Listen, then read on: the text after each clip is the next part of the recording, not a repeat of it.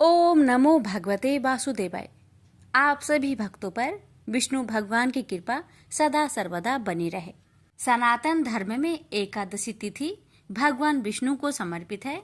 इस दिन भगवान विष्णु की पूजा की जाती है। साथ ही भगवान विष्णु के निमित्त व्रत उपवास रखा जाता है। भगवान विष्णु की पूजा करने से साधक की हर मनोकामना पूरी होती है।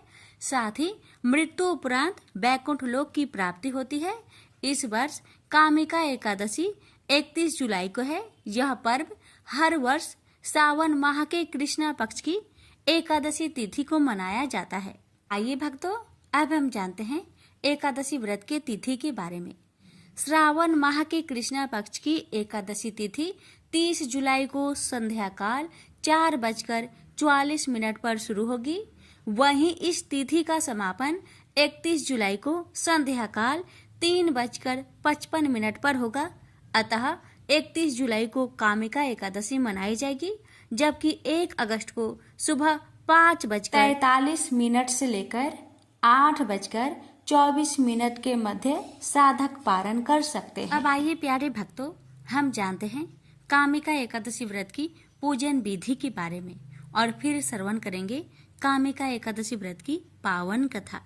इस दिन प्रातः काल स्नान से निवृत्त होकर पहले व्रत का संकल्प ले और भगवान विष्णु की पूजा आरंभ करें। पूजन में प्रभु को फूल, फल, तिल, दूध, पंचामृत आदि अर्पित करें। व्रत वाले दिन भगवान विष्णु के नाम का स्मरण करें एवं भजन कीर्तन करें। विष्णु सहस्त्र नाम का पाठ अवश्य करें। एकादशी के अगले दिन यानी द्वादशी को ब्राह्मण को भोजन और दक्षिणा देकर विदा करें और इसके पश्चात ही भोजन ग्रहण करें। अब आइए श्रवण करते हैं कामिका एकादशी की व्रत कथा। कथा को बड़े ही श्रद्धा से पर संचित मन से पूरा अवश्य सुनिएगा, कि कथा बिना व्रत अधूरा माना जाता है। व्रत का पूर्ण फल प्राप्त करने के लिए कथा को पूर्ण अवश्य सुनिएगा। प्रेम से बोलिए जय श्री हरि। श्रावण मास के कृष्ण पक्ष की एकादशी पवित्र एकादशी अथवा कामिका एकादशी कहलाती है। इस दिन भगवान श्रीधर की पूजा की जाती है। इस व्रत के करने से सभी कामनाओं की पूर्ति होती है। इसी से इसे कामिका एकादशी कहा गया है। इसके करने से ब्रह्म हत्या तक का दोष निवारण हो जाता है। वास्तव में यह बहुत पवित्र और पुण्यदायी व्रत है, जो हर प्रकार के पापों से मुक्ति दिलाने में समर्थ है। कुंती पुत्र धर्मराज युधिष्ठिर बोले कि हे भगवान, मैंने आषाढ़ माह के शुक्ला पक्ष की देवशयनी एकादशी का सविस्तार वर्णन सुना। अब आप मुझे श्रावण के कृष्ण पक्ष की एकादशी की कथा सुनाइए। उस एकादशी का नाम क्या है तथा इसकी विधि क्या है? इसमें कौन से देवता की पूजा होती है? श्री कृष्ण भगवान बोले कि राजन, इस एकादशी की कथा कहता हूँ, ध्यान पूर्वक सुनो। एक समय इस एकादशी का पावन कथा को भीष्म पितामह ने लोकहित के लिए नारद जी से कहा था। एक समय नारद जी ने पूछा कि हे पितामह, आज मेरी श्रावण के कृष्ण पक्ष की एकादशी की कथा सुनने की इच्छा है। अतः अब आप एकादशी की व्रत कथा विधि सहित सुनाइए। भीष्म पितामह नारद के वचनों को सुनकर बोले कि नारद जी, आपने मुझे अत्यंत सुंदर प्रश्न किया है।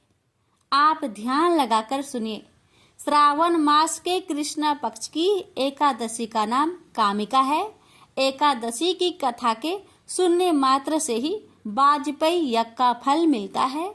कामिका एकादशी के व्रत में शंख चक्र गदाधारी विष्णु भगवान की पूजा होती है।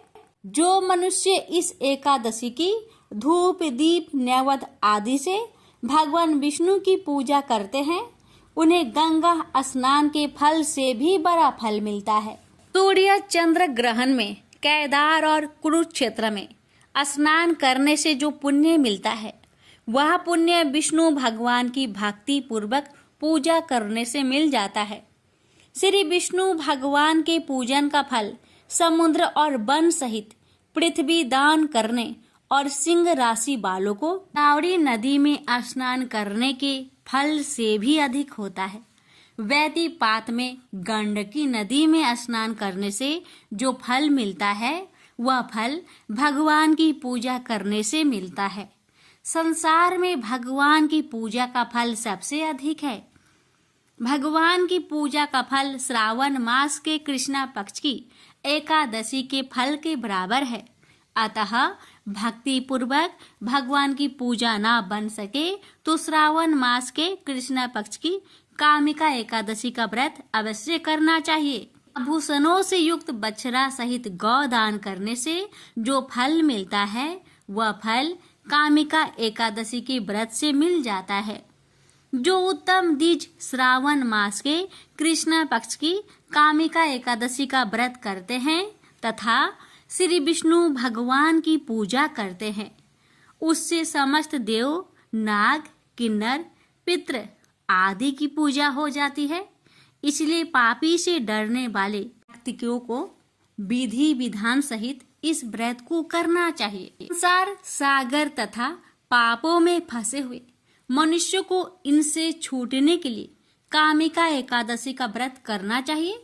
कामिका एकादशी के व्रत से समस्त पाप नष्ट हो जाते हैं। संसार में इससे अधिक पापों को नष्ट करने वाला कोई और उपाय नहीं है। हे नारद जी, स्वयं भगवान ने अपने मुख से कहा है कि मनुष्य को अध्यात्म विद्या से जो फल मिलता है उससे अधिक फल कामिका एकादशी का व्रत करने से मिल जाता है। इस व्रत के करने से मनुष्य अंतिम समय में अनेक दुखों से युक्त अमराज तथा नरक के दर्शन नहीं करता। कामिका एकादशी के व्रत तथा रात्रि के जागरण से मनुष्य को कुयोनि नहीं मिलती और अंत में स्वर्ग को जाता है। जो मनुष्य श्रावण मास के कृष्णा पक्ष की कामिका एकादशी को तुलसी से भक्ति पूर्वक श्री विष्णु भगवान की पूजा करते हैं, वे इस संसार सागर में रहते हुए भी इस प्रकार अलग रहते हैं जिस प्रकार कमल पुष्प जल में रहता हुआ भी जल से अलग रहता है। भगवान की तुलसी दल से पूजा करने का फल 1 भार स्वर्ण और 4 भार चांदी के दान के फल के बराबर है। विष्णु भगवान रत्न, मोती, मणि आदि आभूषणों की अपेक्षा तुलसी दल से अधिक प्रसन्न होते हैं। जो मनुष्य भगवान की तुलसी दल से पूजा करते हैं उनके समस्त पाप नष्ट हो जाते हैं। हे नारद जी, मैं भगवान की अत्यंत प्रिय श्री तुलसी जी को नमस्कार करता हूँ। तुलसी जी के दर्शन मात्र से मनुष्य के समस्त पाप नष्ट हो जाते हैं और शरीर के स्पर्श मात्र से मनुष्य पवित्र हो जाता है। तुलसी जी को जल से स्नान कराने से मनुष्य की समस्त यातनाएं नष्ट हो जाती है। जो मनुष्य तुलसी जी को भक्ति पूर्वक भगवान के चरण कमलों में अर्पित करता है उसे मुक्ति मिलती है। जो मनुष्य इस कामिका एकादशी की रात्रि जागरण करते हैं और दीप दान करते हैं उनके पुण्य को लिखने में चित्रगुप्त भी असमर्थ है। वो मनुष्य एकादशी के दिन भगवान के सामने दीप जलाते हैं, उनके पितृ स्वर्ग लोक में सुधा का पान करते हैं। जो मनुष्य भगवान के सामने घी या तेल का दीपक जलाते हैं उनको सूर्य लोक में भी सहस्त्रों दीपकों का प्रकाश मिलता है। प्रत्येक मनुष्य को इस एकादशी का व्रत अवश्य करना चाहिए। व्रत के करने से ब्रह्म हत्या, ब्राह्मण हत्या आदि के समस्त पाप नष्ट हो जाते हैं और इस लोक में सुख भोग कर अंत में विष्णु लोक को जाते हैं। इस कामिका एकादशी के महात्म्य के श्रवण व पठन से मनुष्य स्वर्ग लोक को जाते हैं। प्रेम से बोलिए लक्ष्मी नारायण भगवान जी की जय हो। भगवान आपकी कथा कहने वाले, सुनने वाले, कार भरने वाले सभी पर अपनी कृपा सदा सर्वदा बनाए रखना। प्रेम से बोलिए लक्ष्मी नारायण भगवान जी की जय। अब प्यारे भक्तों, आप सभी श्रवण करेंगे एकादशी व्रत को पूर्ण करने वाली लक्ष्मी माता की कथा, विष्णु भगवान की कथा, 11 माता की व्रत कथा, तुलसी माता की व्रत कथा और साथ में श्रवण करेंगे सभी व्रत को पूर्ण करने वाली गणेश भगवान जी की व्रत कथा। कथा को पूरा सुनिए और दूसरे भक्तों के पास भी शेयर करें। तो आइए सुनते हैं लक्ष्मी माता की कथा। एक निर्धन व्यक्ति था। वह नित्य भगवान विष्णु और लक्ष्मी जी की पूजा करता था। एक बार उसने माँ भगवती की श्रद्धा भक्ति से पूजा अर्चना की। कहते हैं उसकी आराधना से लक्ष्मी प्रसन्न हुई और उसके सामने प्रकट हुई और उसे एक अंगूठी भेंट देकर अदृश्य हो गई। अंगूठी सामान्य नहीं थी। उसे पहनकर जैसे ही अगले दिन उसने धन पाने की कामना की, उसके सामने धन का ढेर लग गया। वह खुशी के मारे झूम उठा। इसी बीच उसे भूख लगी तो मन में अच्छे पकवान खाने की इच्छा हुई। कुछ ही पल में उसके सामने पकवान आ गए। अंगूठी का चमत्कार मालूम पड़ते ही उसने अपने लिए आलीशान बंगला, नौकर चाकर आदि तमाम सुविधाएं प्राप्त कर ली। वह भगवती लक्ष्मी की कृपा से प्राप्त उस अंगूठी के कारण सुख से रहने लगा। अब उसे किसी प्रकार का कोई दुख, कष्ट या चिंता नहीं थी। नगर में उसका बहुत नाम हो गया। एक दिन उस नगर में जोरदार तूफान के साथ बारिश होने लगी। कई निर्धन लोगों के मकान के छप्पर उड़ गए। लोग इधर उधर भागने लगे। एक बुढ़िया उसके बंगले में आ गई। उसे देख वह व्यक्ति गरजकर बोला, ए बुढ़िया, कहाँ चली आ रही है? बिना पूछे बुढ़िया ने कहा, कुछ देर के लिए तुम्हारे यहाँ रहना चाहती हूँ। लेकिन उसने उसे बुरी तरह डांट धपट किया। उस बुढ़िया ने कहा, मेरा कोई आसरा नहीं है। इतनी तेज बारिश में मैं कहाँ जाऊंगी? थोड़ी देर की ही तो बात है। लेकिन उसकी किसी भी बात का असर उस व्यक्ति पर नहीं पड़ा। जैसे ही सेवकों ने उसे द्वार से बाहर किया, वैसे ही जोरदार बिजली कौंधी। देखते ही देखते उस व्यक्ति का मकान जलकर खाक हो गया। उसके हाथों की अंगूठी भी गायब हो गई। सारा वैभव पल भर में राख के ढेर में बदल गया। उसने आँख खोलकर जब देखा तो सामने लक्ष्मी जी थी, जो बुढ़िया कुछ देर पहले उसके सामने दीनहीन होकर गिड़गिड़ा रही थी। वही अब लक्ष्मी जी के रूप में उसके सामने मंद मंद मुस्कुरा रही थी। वह समझ गया उसने बुढ़िया को नहीं, साक्षात लक्ष्मी जी को घर से निकाल दिया था। वह भगवती के चरणों में गिर पड़ा। देवी बोली, तुम इस योग्य नहीं हो। जहाँ निर्धनों का सम्मान नहीं होता है, मैं वहाँ निवास नहीं कर सकती। यह कहकर लक्ष्मी जी उसके आंखों से ओझल हो गई। प्रेम से बोलिए लक्ष्मी माता की जय। विष्णु भक्त ध्रुव की कथा। अंतरिक्ष में उत्तर की दिशा में एक तारा है जिसका नाम ध्रुव है। इस तारे का नाम उसी ध्रुव पर रखा गया है जो भगवान विष्णु का परम भक्त था। आइए जानते हैं ध्रुव की कथा। स्वयंभू मनु और उनकी धर्मपत्नी शतरूपा के पुत्र उत्तानपाद मनु के बाद सिंहासन पर विराजमान हुए। उत्तानपाद अपने पिता मनु के समान ही न्यायप्रिय और प्रजापालक थे। उत्तानपाद की 2 रानियां थी। बड़ी रानी का नाम सुनीति और छोटी का नाम सुरुचि था। सुनीति को एक पुत्र ध्रुव और सुरुचि को भी एक पुत्र था जिसका नाम उत्तम था। ध्रुव बड़ा होने के कारण राजगद्दी का स्वाभाविक उत्तराधिकारी था, पर सुरुचि अपने पुत्र उत्तम को पिता के बाद राजा बनते देखना चाहती थी। इस कारण वो ध्रुव और उसकी माँ सुनीति से ईर्ष्या करने लगी और धीरे धीरे उत्तानपाद को अपने मोह माया के जाल में बांधने लगी। इस प्रकार सुरुचि ने ध्रुव और सुनीति को उत्तानपाद से दूर कर दिया।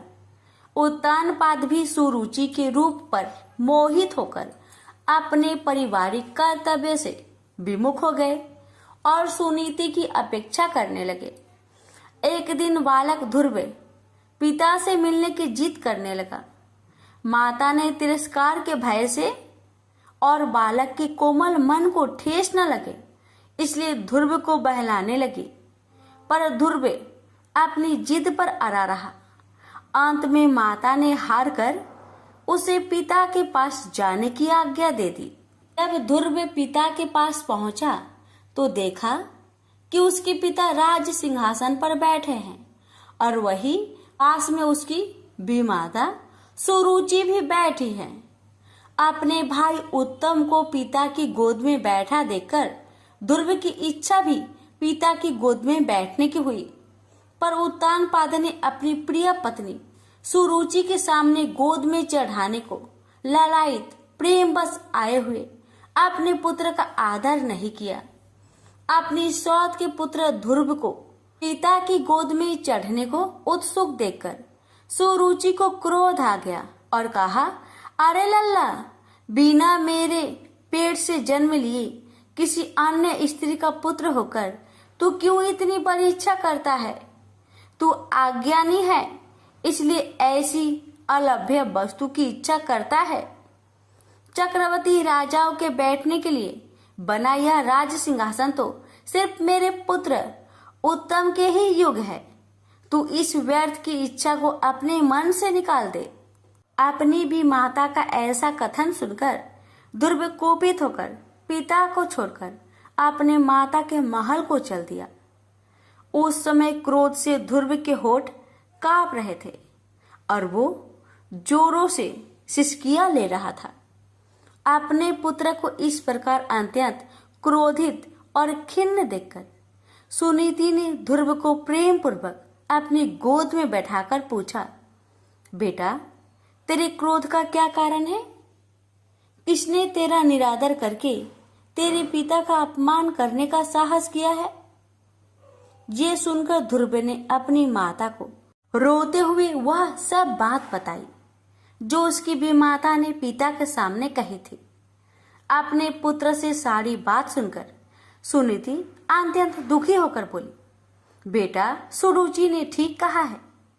तू अवश्य ही मंद भाग्य है जो मेरे गर्भ से जन्म लिया। पुण्यवानों से उसकी विपक्षी भी ऐसी बात नहीं कह सकती। पूर्व जन्म में तूने जो कुछ भी किया है उसे कौन दूर कर सकता है, और जो नहीं किया है उसे तुझे कौन दिला सकता है। इसलिए तुझे अपनी भी माता के बातों को भूल जाना चाहिए। ये वत्स, पुण्यवानों को ही राजवैद, घोड़े, हाथी आदि प्राप्त होते हैं। ऐसा जानकर तू शांत हो जा।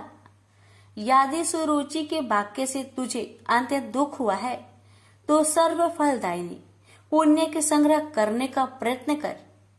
तू सुशील, पुण्यात्मा और समस्त प्राणियों का हितैषी बन, क्योंकि जिस प्रकार नीची भूमि की ओर ढलकता हुआ जल अपने आप ही जलाशय में एकत्र हो जाता है, उसी प्रकार सत्पात्र मनुष्य के पास समस्त संपत्तियां अपने आप ही आ जाती है।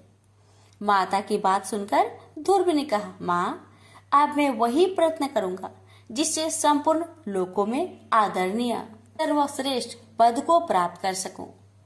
अब मुझे पिता का सिंहासन नहीं चाहिए, वह मेरे भाई उत्तम को ही मिले। मैं किसी दूसरे के दिए हुए पद का इच्छुक नहीं हूँ। मैं तो अपने पुरुषार्थ से ही उस परम पद को पाना चाहता हूँ जिसको पिताजी ने भी प्राप्त नहीं किया है। अपनी माता से इस प्रकार कहकर ध्रुव सुनीति के महल से निकल पड़ा और नगर से बाहर वन में पहुंचा। वहां ध्रुव ने पहले से ही आए हुए 7 मुनीश्वरों यानी 7 ऋषियों को मृग चम्र के आसन पर बैठे देखा। ध्रुव ने उन सबको प्रणाम करके उनका उचित अभिवादन किया और नम्रता पूर्वक कहा, हे महात्माओं, मैं सुनीति और राजा उत्तानपाद का पुत्र ध्रुव हूँ।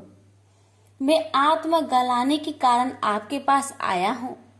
यह सुनकर ऋषि बोले, राजकुमार, अभी तो तू सिर्फ 4-5 वर्ष का बालक जान पड़ता है। तेरी चिंता का कोई कारण भी दिखाई नहीं देता। क्योंकि अभी तो तेरे पिता जीवित है, फिर तेरी गलाने का क्या कारण है। तब ध्रुव ने ऋषियों को वह सब बात बताई जो सुरुचि ने उसे कहे थे। ये सुनकर ऋषिगण आपस में कहने लगे, अहो, छात्र तेज कैसा परवल है, जिससे इन नन्हे बालक के हृदय से भी अपनी भी माता के दुर्वचन नहीं टलते। ऋषि बोले, हे क्षत्रिय कुमार, तूने जरूर कुछ निश्चय किया है। अगर तेरा मन करे तो वह हमें बता। हे तेजस्वी, हमें ये भी पता कि हम तेरी क्या सहायता करें। ध्रुव ने कहा, हे मुनिगण, मुझे ना तो धन की इच्छा है और ना ही राज्य की। मैं तो केवल एक उसी स्थान को जाना चाहता हूँ जिसको पहले किसी ने न भोगा हो। हे मुनि श्रेष्ठ, आप लोग बस मुझे यह बता दे कि क्या करने से मुझे वह श्रेष्ठ स्थान प्राप्त हो सकता है। ध्रुव के इस प्रकार पूछने पर सभी ऋषिगण एक एक करके ध्रुव को उपदेश देने लगे। मरीचि बोले, हे राजपुत्र, बिना नारायण की आराधना किए मनुष्य को वह श्रेष्ठ स्थान नहीं मिल सकता, अतः तू उनकी ही आराधना कर। अत्रि बोले, जो परा आकृति से भी परे हैं, वे परम पुरुष नारायण जिससे संतुष्ट होते हैं, उसी को वह अक्षय पद प्राप्त होता है। यह मैं एकदम सच कहता हूँ।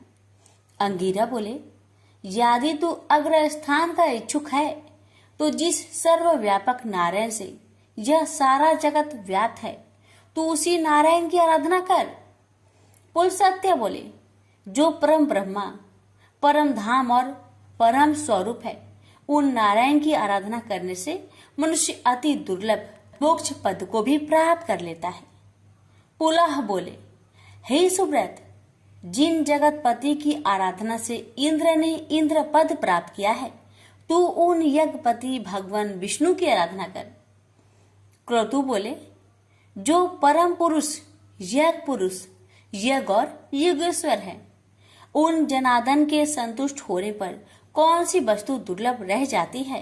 वशिष्ठ बोले, हे वत्स, विष्णु भगवान की आराधना करने पर तू अपने मन से जो कुछ चाहेगा वही प्राप्त कर लेगा। फिर त्रिलोकी के श्रेष्ठ स्थान की तो बात ही क्या है। ध्रुव ने कहा, हे महर्षिगण, आप लोगों ने मुझे आराध्य देव तो बता दिया, आप कृपा करके मुझे ये भी बता दीजिए कि मैं किस प्रकार उनकी आराधना करूं। ऋषिगण बोले, हे राजकुमार, तू समस्त ब्रह्मा विषयों से चित्त को हटाकर उस एकमात्र नारायण में अपने मन को लगा दे और एकाग्रचित होकर ओम नमो भगवते वासुदेवाय इस मंत्र का निरंतर जाप करते हुए उनको प्रसन्न कर। ये सब सुनकर ध्रुव उन ऋषियों को प्रणाम करके चल दिया और यमुना के तट पर अति पवित्र मधु नामक वन में पहुंचा, जिस मधुवन में नित्य श्री हरि का सानिध्य रहता है। उसी सर्व पाप हरि तीर्थ में ध्रुव कठोर तपस्या करने लगा। इस प्रकार दीर्घ काल तक कठिन तपस्या करने से ध्रुव के तपोबल से नदी, समुद्र और पर्वत सहित समस्त भूमंडल अत्यंत क्षुब्ध हो गए और उनके क्षुब्ध होने से देवताओं में खलबली मच गई। तब देवताओं ने अत्यंत व्याकुल होकर इंद्र के साथ परामर्श करके ध्रुव का ध्यान भंग करने का आयोजन किया। देवताओं ने माया से कभी हिंसक जंगली पशुओं के द्वारा तो कभी राक्षसों के द्वारा ध्रुव के मन में भय उत्पन्न करने की कोशिश की, परंतु विफल रहने पर ध्रुव की माता के रूप में भी उसका ध्यान भंग करने का प्रयत्न किया, पर ध्रुव एकाग्रचित होकर सिर्फ भगवान विष्णु के ध्यान में ही लगा रहा और किसी की ओर देखा तक नहीं। जब सब प्रकार के प्रयत्न विफल हो गए तो देवताओं को बड़ा भय हुआ और सब मिलकर श्री हरि की शरण में गए। देवता बोले, हे जनार्दन, हम उत्तानपाद के पुत्र की तपस्या से भयभीत होकर आपकी शरण में आए हैं। हम नहीं जानते कि वह इंद्रपद चाहता है या उसे सूर्य, वरुण या चंद्रमा के पद की अभिलाषा है। आप हम पर प्रसन्न होइए और उसे तप से निवृत्त कीजिए। श्री भगवान बोले, हे देवगण, उसे इंद्र, सूर्य, वरुण, कुबेर आदि किसी की पद की अभिलाषा नहीं है। आप सब लोग निश्चिंत होकर अपने स्थान को जाइए। मैं तपस्या में लगे हुए उस बालक की इच्छा को पूर्ण करके उसे तपस्या से निवृत्त करूंगा। श्री हरि की ऐसे कहने पर देवगण उन्हें प्रणाम करके अपने स्थान को चले गए। भगवान विष्णु अपने भक्त ध्रुव की कठिन तपस्या से संतुष्ट होकर उसके सामने प्रकट हुए।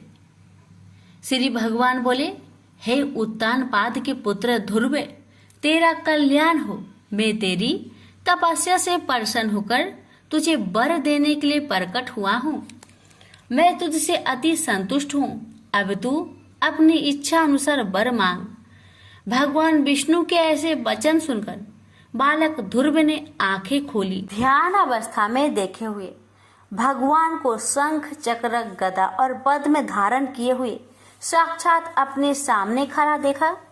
तब उसने भगवान को साष्टांग प्रणाम किया और सहसा रोमांचित तथा परम भयभीत होकर भगवान की स्तुति करने की इच्छा की। पर इनकी किस प्रकार स्तुति करूं, ये सोचकर ध्रुव का मन व्याकुल हो गया। ध्रुव ने कहा, भगवान, मैं आपकी स्तुति करना चाहता हूँ पर अपने अज्ञानवश कुछ कह नहीं पा रहा, अतः आप मुझे इसके लिए बुद्धि प्रदान कीजिए। अब भगवान विष्णु ने अपने शंख से ध्रुव का स्पर्श किया। इसके बाद क्षण मात्र में ध्रुव भगवान की उत्तम प्रकार से स्तुति करने लगा। जब ध्रुव की स्तुति समाप्त हुई तब भगवान बोले, हे ध्रुव, तुमको मेरा साक्षात दर्शन हुआ है। इससे निश्चित ही तेरी तपस्या सफल हो गई है। पर मेरा दर्शन तो कभी निष्फल नहीं होता, इसलिए तुझे जिस वर की इच्छा हो वह मांग ले। ध्रुव बोला, हे भगवान, आपसे इस संसार में क्या छिपा हुआ है। मैं मेरी सौतेली माता के गरुएले वचनों से आहत होकर आपकी तपस्या में प्रवृत्त हुआ हूँ, जिन्होंने कहा था कि मैं अपने पिता के राज सिंहासन की योग्य नहीं हूँ। अतः हे संसार को रचने वाले परमेश्वर, मैं आपकी कृपा से वह स्थान चाहता हूँ जो आज तक इस संसार में किसी को भी प्राप्त ना हुआ हो। श्री भगवान बोले, वत्स, तूने अपने पूर्व जन्म में भी मुझे संतुष्ट किया था, इसलिए तू जिस स्थान की इच्छा करता है वह तुझे अवश्य प्राप्त होगा। पूर्व जन्म में तू एक ब्राह्मण था और मुझ में निरंतर एकाग्रचित रहने वाला माता पिता का सेवक तथा स्वधर्म का पालन करने वाला था। बाद में एक राजपुत्र से तेरी मित्रता हो गई। उसके वैभव को देखकर तेरी इच्छा हुई कि मैं भी राजपुत्र हूँ। अतः हे ध्रुव, तुझको अपनी मनोवांछित इच्छा प्राप्त हुई। जिस स्वयंभू मनु के कुल में किसी को स्थान मिलना अति दुर्लभ है, उन्हीं के घर में तूने उत्तानपाद के यहाँ जन्म लिया। जिसने मुझे संतुष्ट किया है उसके लिए इस संसार में कुछ भी असंभव नहीं है। मेरी कृपा से तू निश्चय ही उस स्थान को प्राप्त करेगा जो त्रिलोकी में सबसे उत्कृष्ट है और समस्त ग्रहों और तारा मंडल का आश्रय है। मेरे प्यारे भक्त ध्रुव, मैं तुझे वह निश्चल ध्रुव स्थान देता हूँ जो सूर्य, चंद्र आदि ग्रहों, सभी नक्षत्रों और सप्त ऋषियों से भी ऊपर है। तेरी माता सुनीति भी वहाँ तेरे साथ निवास करेगी और जो लोग प्रातः काल और संध्या काल तेरा गुणगान करेंगे उन्हें महान पुण्य प्राप्त होगा।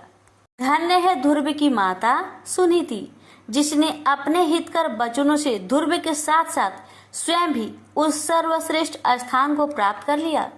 ध्रुव के नाम से ही उस दिव्य लोक को संसार में ध्रुव तारा के नाम से जाना जाता है। ध्रुव का मतलब होता है स्थिर, अपने स्थान से विचलित न होने वाला, जिसे भक्त ध्रुव ने सत्य साबित कर दिया। भक्त ध्रुव की कहानी में हमें यह शिक्षा मिलती है कि जिसके मन में दृढ़ निश्चय और हृदय में आत्मविश्वास हो, वह कठोर पुरुषार्थ के द्वारा इस संसार में असंभव को भी संभव कर सकता है। प्रेम से बोलिए लक्ष्मी नारायण की जय। एक लड़का सूट बूट पहनकर अपने ससुराल पत्नी को लेने जा रहा था। रास्ते में एक गाय कीचड़ में फंसी हुई थी। वह लड़के से कहने लगी कि बेटा, मैं कीचड़ में फंसी हूँ, मुझे हाथ देकर बाहर निकालो। वह कहने लगा, नहीं नहीं, यदि मैं कीचड़ में हाथ डालूंगा तो मेरे कपड़े गंदे हो जाएंगे, मुझे तो अपनी पत्नी को लेने ससुराल जाना है। वह गाय क्रोधित होकर श्राप देती है, अच्छा तुम ससुराल जाओ, तुम वहां पर नहाओगे तो आधा गधा और खाना खाओगे तो पूरा गधा बनोगे। वह ससुराल पहुंच जाता है और उसके साले कहते हैं कि जीजा जी आप नहा धोकर खाना खा लो। तब वह कहता है कि मैं नहीं नहाऊंगा। तब वह कहते हैं ठीक है आप खाना खा लो।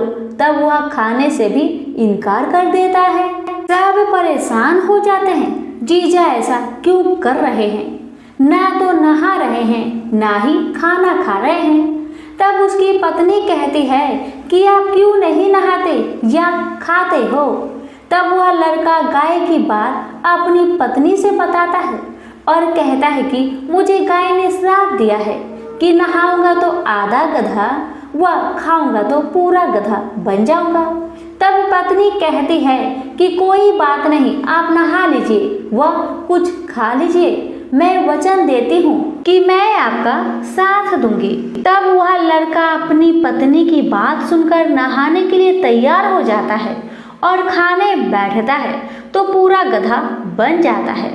सब उसको गधा समझकर भगाने लगते हैं तो पत्नी उनसे कहती है कि इसे मत मारो, ये मेरे पति हैं, इसे गाय का श्राप लग गया था इसलिए ये गधे बन गए हैं, आप मुझे इसके साथ ही विदा कीजिए। आप उसे उस गधे के साथ विदा कर देते हैं। वह गधे को लेकर एक जगह झाड़ के पीछे डेरा डालती है।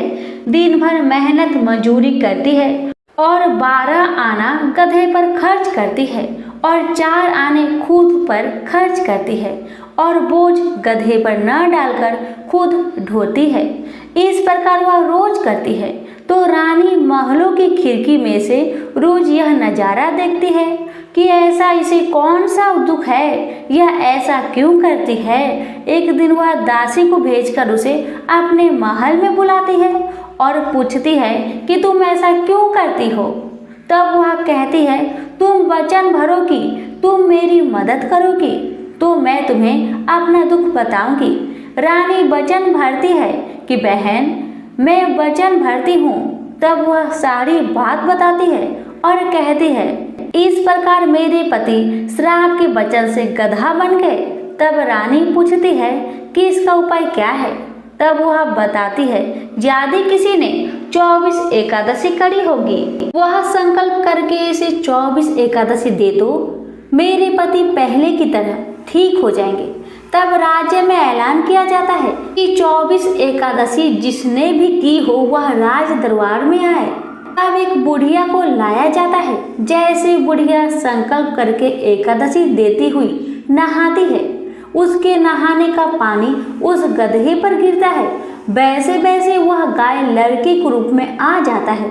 बुढ़िया लालच करके एक एकादशी व्रत रख लेती है तो उसका एक कान गधे का रह जाता है। सब कहते हैं ये क्या हुआ। तब बुढ़िया कहती है कि मैं भूखी प्यासी मरी सो, मेरे पास एक एकादशी तो रहने दो। तब सब कहते हैं नहीं, तुमने संकल्प किया है तो सारी एकादशी इस लड़के को दो, वरना यह पूरी तरह लड़का नहीं बन पाएगा। अब वह बुढ़िया सारी एकादशी उस लड़के को दे देती है और वह गधा पूरी तरह लड़का बन जाता है। राजा सारे राज्य में ऐलान करते हैं कि जिनके भी बन पड़े एकादशी करो, एकादशी जैसा दूसरा व्रत नहीं। प्रेम से बोलिए एकादशी माता की जय। तुलसी माता की कहानी। एक बुढ़िया माई तुलसी जी को सींचती और कहती कि हे तुलसी माता, सत की दाता, मैं तेरा बिरला सींचती हूँ, मुझे बाहू दे, पीताम्बर की धोती दे, मीठा मीठा घास दे, बैकुंठा में बास दे, चटक की चाल दे, पाटक की मौत दे, चंदन का काठ दे, रानी सा राज दे, दाल भात का भोजन दे, 11 की मौत दे, कृष्णा जी का कांधा दे। तब तुलसी माता यह सुनकर सूखने लगी तो भगवान ने पूछा कि हे तुलसी, तुम क्यों सूख रही हो? तुलसी माता ने कहा कि एक बुढ़िया रोज आती है और यही बात कह जाती है, मैं सब बात तो पूरा कर दूंगी, लेकिन कृष्ण का कंधा कहाँ से लाऊंगी? तो भगवान बोले, जब वो मरेगी तो मैं अपने आप ही कंधा देने आऊंगा। तू बुढ़िया माई से कह देना। जब बुढ़िया माई मर गई, सब लोग आ गए। जब माई को ले जाने लगे तो वह किसी से न उठी। तब भगवान एक 12 बरस के बालक का रूप धारण करके आए। बालक ने कहा, मैं कान में एक बात कहूंगा तो बुढ़िया माई उठ जाएगी। बालक ने कान में कहा, बुढ़िया माई मन की निकाल ले, पीताम्बर की धोती ले, मीठा मीठा ग्रास ले, बैकुंठा में बास ले, चटक की चाल ले, पाटक की मौत ले, कृष्ण जी का कांधा ले। यह सुनकर बुढ़िया माई हल्की हो गई। भगवान ने कंधा दिया और बुढ़िया माई को मुक्ति मिल गई। हे तुलसी माता, जैसे बुढ़िया माई को मुक्ति दी वैसे सबको देना। प्रेम से बोलिए तुलसी महारानी की जय। गणेश जी और मालिन की कथा। एक बार एक नगर में एक मालिन रहती थी। उसके पति चल बसे थे। उसका एक 4 साल का पुत्र था। उसकी सास कठोर हृदय की स्त्री थी। वह बहू को बहुत तकलीफ देती थी। एक दिन सास ने बहू और पोते को घर से निकाल दिया। वे दोनों रोते हुए चलते चलते एक जंगल में जा पहुंचे। वहां एक बड़े पेड़ के नीचे बैठ गए। वहां से थोड़ी दूर पर एक गणेश जी का मंदिर था। वहां बहुत लोग गणेश जी के दर्शन करने आते थे। दर्शन करके गणेश जी को प्रसाद चढ़ाते, फिर वह प्रसाद सबको बांट देते थे। इस प्रसाद से माँ बेटे का गुजारा होने लगा।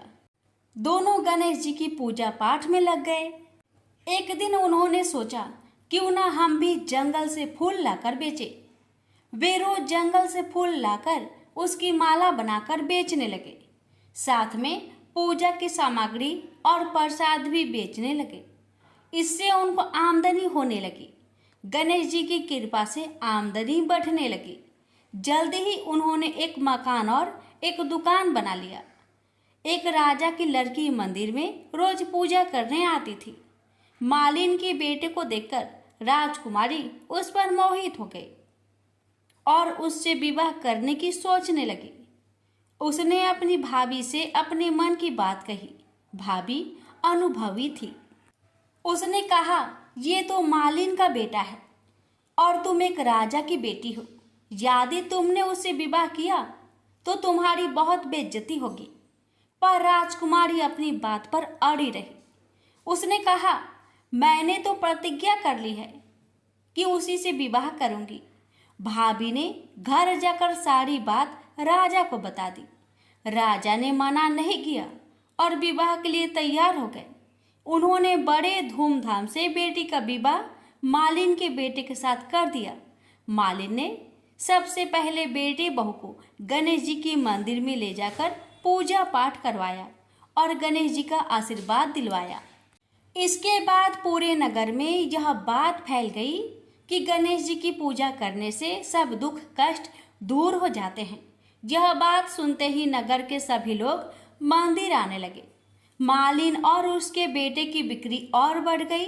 उधर उसकी सास के बुरे दिन आ गए।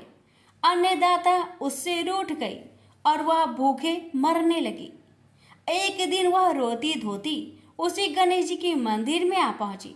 वह मालिन के बेटे से बोली, मैं भूखी हूँ, मुझे रोटी कपड़ा दे देना, इसके बदले मैं तुम्हारे सारे काम कर दूंगी।